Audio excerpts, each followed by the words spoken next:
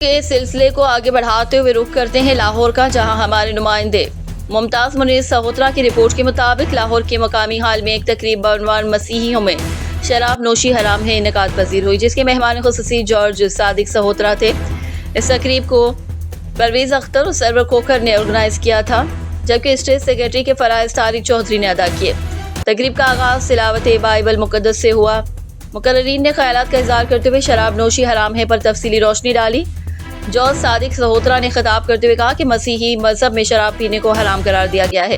مسیحی لوگوں کے نام پر شراب کے پرمٹ کے اجرا منسوخ کیے جائیں، اقلیتی برادری کے جذبات کو ٹھیس پہنچانے والے اقدامات سے گریز کیا جائے۔ مسیحی مذہب اور بائبل مقدس میں بھی شراب نوشی کی سختی سے ممانعت کی گئی ہے۔